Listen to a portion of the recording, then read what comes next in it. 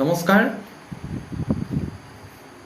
ভাস্কৰজ্যোতি এষ্ট্ৰবাস্তু জ্ঞান চেনেললৈ পুনৰবাৰ সকলোকে স্বাগতম জনাইছোঁ। আজি মই পুনৰ আপোনালোকৰ মাজলৈ এটা নতুন ভিডিঅ' লৈ আহিছোঁ আৰু এই ভিডিঅ'টো মই আপোনালোকক মংগল গ্ৰহৰ নিজৰ ৰাশিত স্বৰাশিত তাৰমানে মেঘ ৰাশিত সোমাবলৈ গৈ আছে, তাক লৈ মই আজি 12টা ৰাশিৰ ফলেই এই ভিডিঅ'টোত ক'ম বুলি আহিছোঁ। মংগল গ্ৰহ উচ্চ হয় মকৰ ৰাশিত, নিচ হয় কৰ্কট ৰাশিত আৰু স্বৰাশি মানে নিজৰ ৰাশি নিজৰ ঘৰ হয় মেঘ ৰাশিত আৰু সেই মেঘ ৰাশিতেই মংগল গ্ৰহই মূল ত্ৰিকোণ ফল দিয়ে। তাৰমানে মেঘ ৰাশিত দুটা ফল দিব, নিজৰ ঘৰৰ ফলটো দিব আৰু মূল ত্ৰিকোণ মানে নিজৰ ঘৰতকৈও ভাল ফল দিব। সেই গতিকে মই দৰ্শকসকলৰ বাবে এই ভিডিঅ'টো লৈ আহিছোঁ আৰু মংগল গ্ৰহ 1 জুন 2024 দুপৰীয়া 3:37 লগে লগে মেঘ ৰাশিত সোমাব আৰু 12 জুলাই 2024 সন্ধিয়া 6:58 মেঘ ৰাশিত থাকিব। এই সময়ছোৱাত মংগল গ্ৰহই কি ফল দিব আপোনালোকক সেই বিষয়ে মই এটা ভিডিঅ' লৈ আহিছোঁ। মংগল গ্ৰহই মেঘ ৰাশিত সোমোৱাৰ লগে লগে যি বেয়া পৰিস্থিতিৰ সৃষ্টি হৈ আছিল, দুৰ্ঘটনা ভয়, অগ্নি ভয়, বিজুলী ঢেৰেকনিৰ ভয়, চুৰ, নাৰী ধৰ্ষণ, নাৰীজনিত কেলেংকাৰী ভয়, এইবোৰৰ অলপমান সকাহ পাব মোৰ অনুভৱ হৈছে। কাৰণ যিটো গ্ৰহৰ লগত বহি এইটো যুগ আনিছিল সেই যুগটো 1 জুন তাৰিখৰ পৰা নাইকিয়া হৈ যাব। সেই গতিকে ভাল হ'ব বুলি আশা কৰিছোঁ সকলোৰে। সেই গতিকে মই পোনপ্ৰথমে মেঘ ৰাশিৰ বিষয়ে কওঁ। লগ্নত মংগল গ্ৰহ আহিব। কৰ্মজীৱনৰ বাবে ভাল, চাকৰি জীৱনৰ বাবে ভাল, ব্যৱসায় জীৱনৰ বাবে ভাল, প্ৰশাসনিক বিষয়াসকলৰ বাবে ভাল, উচ্চপদস্থ চৰকাৰী কৰ্মীসকলৰ বাবে ভাল,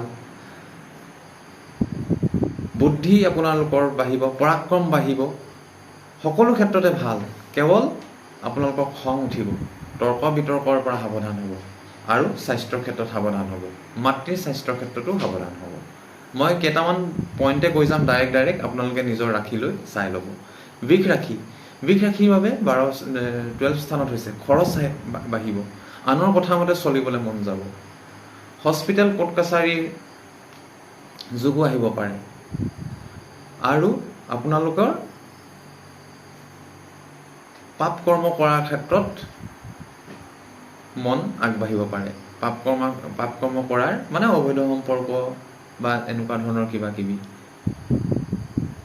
ধন ধাৰলৈ নিদিব, সেই পইচা কিন্তু ঘূৰি নাহিব। এনেকুৱা ধৰণৰ আপোনালোকৰ অসুবিধাই মংগল গ্ৰহে আনিছে। তথাপিও বৃষ ৰাশিৰ কাৰণে শনি আৰু শুক্ৰ গ্ৰহে ৰাজযোগ দি আছে বৰ্তমান, সেইকাৰণে ইমান চিন্তাৰ বিষয় নাই। তথাপিও মংগল গ্ৰহে কিন্তু লোকচানটোহে যদি হয় মংগল গ্ৰহৰ কাৰণে হ'ব। মিথুন ৰাশিৰ কাৰণে যদি কওঁ, আপোনালোকৰ আয় বৃদ্ধি পাব, ৰোগ ভয় এটা থাকিব আপোনালোকৰ। ব্যৱসায় বাণিজ্যত ভাল, কৰ্মক্ষেত্ৰত ভাল। ককায়েক বায়েকৰ মাংগলিক বিবাহ হ'ব পাৰে, ককায়েক বায়েকৰ পৰা বাধা বিঘিনি পাব পাৰে, ঘৰত মাংগলিক কৰ্ম হোৱাৰ যোগ আহিব পাৰে, আয় বৃদ্ধি হ'ব, ধন আহিব আপোনালোকৰ হাতলৈ। কৰ্কট ৰাশিৰ ক্ষেত্ৰত যদি কওঁ, কৰ্মজীৱনৰ বাবে বহুত ভাল। চৰকাৰী চাকৰিসকলে হওক বা ব্যৱসায় কৰাসকলে হওক, কৰ্মজীৱনৰ বাবে বহুত ভাল। প্ৰশাসনিক বিষয়াসকলৰ ভাল, কাৰিকৰী শিক্ষাত বহুত ভাল। আপোনালোকৰ তীব্ৰ বুদ্ধি হ'ব, কিন্তু আপোনালোকে স্বাস্থ্যৰ ক্ষেত্ৰত অলপ সাৱধান হৈ থাকিব। তীব্ৰ বুদ্ধি হ'ব, মংগল গ্ৰহে আপোনালোকক ভাল ফল দিব কৰ্কট ৰাশিৰ কাৰণে, একো চিন্তা কৰিবলগীয়া কাৰণ নাই। আৰু সিংহ ৰাশিৰ কাৰণেও বহুত ভাল দেখিছোঁ। আনক সহায় কৰিবলৈ মন যাব, যাত্ৰা কৰিবলৈ মন যাব, ধৰ্মৰ ক্ষেত্ৰত আগবাঢ়িবলৈ মন যাব। কিন্তু আয় যেতিয়াদৰে বাঢ়িব আপোনালোকৰ খৰচো হ'ব। ভাই ভনীৰ পৰা কিন্তু অলপ বাধা বিঘিনি পাই থাকিব আপোনালোকে। আৰু সা সম্পত্তিৰ পৰা লাভ হ'ব, আপোনালোকৰ যান বাহন লোৱাৰ যোগ আহিছে, সেইখিনি ক্ষেত্ৰত শুভ হ'ব। কন্যা ৰাশিৰ ক্ষেত্ৰত স্বাস্থ্যৰ ক্ষেত্ৰত সাৱধান, দুৰ্ঘটনা ভয় আছে, কিন্তু গুপ্ত ৰোগ ভয় আছে কন্যা ৰাশি। আৰ্থিক ক্ষেত্ৰত কষ্ট পাব, ধন টকা পইচা আহিব যদিও অলপ আপোনালোকৰ অসুবিধাত পৰিব। ককায়েক বায়েক ভায়েক ভনীয়েকৰ পৰা অকণমান বাধা বিঘিনি পাই থাকিব, কিন্তু স্বাস্থ্যৰ ক্ষেত্ৰত সাৱধান হ'ব। গুপ্ত ৰোগ, পাইলছ বা এনেকুৱা ধৰণৰ যদি ৰোগ আছে সাৱধান। মুখৰ বাণী কিন্তু প্ৰখৰ হ'ব, সাৱধান হ'ব এই ক্ষেত্ৰত। তো তুলা ৰাশিৰ ক্ষেত্ৰত প্ৰেমত বেয়া, বিবাহিতসকলৰ পতি পত্নীৰ মাজত তৰ্ক বিতৰ্ক হ'ব, প্ৰেমৰ ক্ষেত্ৰত বাধা বিঘিনি, প্ৰেম কৰাসকলৰ ভংগ হ'ব পাৰে, তেনেকুৱা ধৰণৰ হেৰি দেখাইছে। আৰু আপোনালোকে কিন্তু ব্যৱসায় বাণিজ্য কৰ্মজীৱনৰ ক্ষেত্ৰত ভাল, আৰু কিন্তু তৰ্ক বিতৰ্ক নকৰিব, নিজৰ স্বাস্থ্যৰ ওপৰত অলপ সাৱধান হ'ব। দৈনিক উপাৰ্জন কৰাসকলৰ বাবে ভাল, দৈনিক উপাৰ্জন বাঢ়িব। বৃশ্চিক ৰাশিৰ ক্ষেত্ৰত আৰ্থিক ক্ষেত্ৰত বাধা পাব, স্বাস্থ্যৰ বাধা পাব, ৰোগ আপোনালোকে নাশ কৰিব, ৰোগ নাশ হ'ব, কিন্তু শত্ৰু নাশ হ'ব, ৰোগো নাশ কৰিব পাৰিব আপোনালোকে, কিন্তু আৰ্থিক ক্ষেত্ৰত ধন টকা পইচা হানি হোৱাৰ যোগ আছে।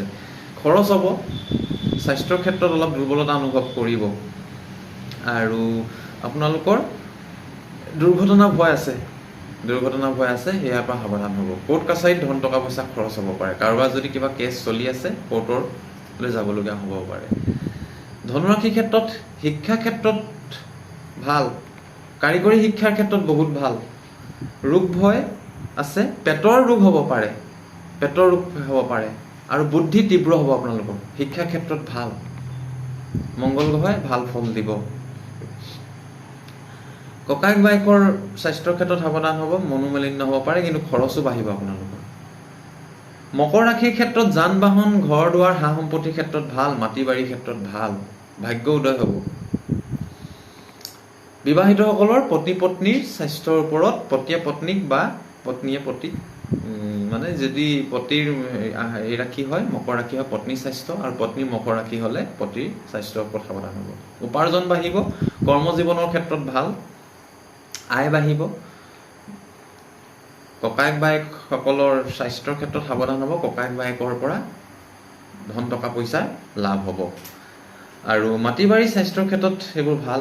ঘৰুৱা পৰিৱেশ খালি অশান্তি হ'ব পাৰে মকৰ ৰাশিৰ ক্ষেত্ৰত, সেইখিনি ক্ষেত্ৰত ঘৰুৱা পৰিৱেশ আপোনালোকে গুৰুত্ব দিব। কুম্ভ ৰাশিৰ ক্ষেত্ৰত পৰাক্ৰম বাঢ়িব, যিকোনো কৰ্মত জয়লাভ কৰাৰ ইচ্ছা বাঢ়িব। ৰেল যাত্ৰা, বায়ু যাত্ৰা হ'ব, ভ্ৰমণ কৰিবলৈ মন যাব। স্বাস্থ্য আৰু শত্ৰুৰ পৰা অলপ সাৱধান হ'ব। কাৰোবাক ধন টকা পইচা যদি ধাৰলৈ দিয়ে, সেই ধন টকা পইচা কিন্তু ডকুমেণ্টছ কৰি মেলিয়ে দিব, সেইখিনি সাৱধান হ'ব। বাকী পৰাক্ৰম বৃদ্ধি হ'ব, আপোনাৰ শৰীৰৰ উত্তাপ বাঢ়িব, খুব ভাল এটা স্পীড আহিব কৰ্ম কৰাৰ ক্ষেত্ৰত। আৰু মীন ৰাশিৰ ক্ষেত্ৰত ধন টকা পইচা এইবোৰ আহিব আপোনালোকৰ। মুখৰ বাণী কঠোৰ হ'ব, পেটৰ ৰোগৰ প্ৰতি সাৱধান হ'ব। যিসকল মীন ৰাশিৰ জাতক জাতিকাৰ সন্তান আছে, তেওঁলোকৰ সন্তানৰ স্বাস্থ্যৰ ওপৰত অলপ গুৰুত্ব দিব। আৰু ৰোগ ভয়টো আছে, মুখৰ বাণী কঠোৰ হ'ব, আৰু ধন কিন্তু আহিব, আৰু ভাগ্য বৃদ্ধি হ'ব। ধন আহিব, ভাগ্য বৃদ্ধি হ'ব, মুখৰ বাণী কঠোৰ হ'ব আপোনালোকৰ। সন্তান থকাসকলে নিজৰ সতি সন্তানৰ প্ৰতি অলপমান স্বাস্থ্যৰ প্ৰতি গুৰুত্ব দিব। মই থুলমূলকৈ কেইটামান বিষয় ক'লোঁ, এই বিষয়কেইটালৈ আপোনালোকে আগবাঢ়িব। মংগল গ্ৰহই যি অংগাৰক যুগ আছিল, যি দুৰ্ঘটনা হ'ল, আজি গুজৰাট আৰু দিল্লীত যিবোৰ বেয়া ঘটনা ঘটিছে, দুৰ্ঘটনা হৈছে চাৰিওফালে, বিজুলী ঢেৰেকণিত মানুহৰ মৃত্যু হৈছে, পশুধন নষ্ট হৈছে, এই যুগটো 1 জুনৰ পৰা নাইকিয়া হ'ব। আৰু 1 জুনৰ পৰা মংগল গ্ৰহে ভাল ফল দিবলৈ চেষ্টা কৰিব। কিন্তু তথাপিও মংগল গ্ৰহৰ লগত 2টা গ্ৰহৰ আকৌ স্বৰাষ্টক যুগ হৈছে। এই স্বৰাষ্টক যুগত কি হয়, মানুহৰ ৰোগ ভয় হয়, আকৌ দুৰ্ঘটনাটো থাকেই। দুৰ্ঘটনা হ'লেও অলপ কমকৈ হ'ব, কিন্তু তথাপিও এতিয়া বৰ্তমান যি অগ্নিভয় আছিল, এই অগ্নিভয়টো অলপমান কমি আহিব। ভাস্কৰজ্যোতি এষ্ট্ৰবাস্তু চেনেলটো আপোনালোকে শ্বেয়াৰ কৰি দিব, ছাবস্ক্ৰাইব কৰাই দিব বন্ধু বান্ধৱ শুভাকাংক্ষীলৈ। জন্মকুণ্ডলী অধ্যয়ন কৰাবলৈ হ'লে মোৰ ডেছক্ৰিপশ্যনত গোটেই বিৱৰণ দিয়া আছে, আপোনালোকে হোৱাটছএপ নম্বৰলৈ মোক যোগাযোগ কৰিব। জন্মকুণ্ডলী অধ্যয়ন কৰালেহে সকলোখিনি তথ্য ক'ব পৰা যায়। আপোনালোকৰ সহায় সহযোগিতা পাই আহিছোঁ। আজি মই 12টা ৰাশিৰ বিষয়ে মংগল গ্ৰহৰ পৰিৱৰ্তনৰ কথা ক'লোঁ। 1 জুন 2024 পৰা 12 জুলাই 2024লৈকে এই 42টা দিন মংগল গ্ৰহে ভাল ফল দিব। বহুতৰ কাৰণে ৰাজযোগ লৈ আহিছে মংগল গ্ৰহে। পুনৰ আপোনালোকৰ ওচৰলৈ নতুন ভিডিঅ' লৈ আহিম, মোৰ লগত সংযুক্ত হৈ থাকিব আৰু ভিডিঅ'বোৰ শ্বেয়াৰ কৰি দিব। আজিলৈ আহিছোঁ, নমস্কাৰ।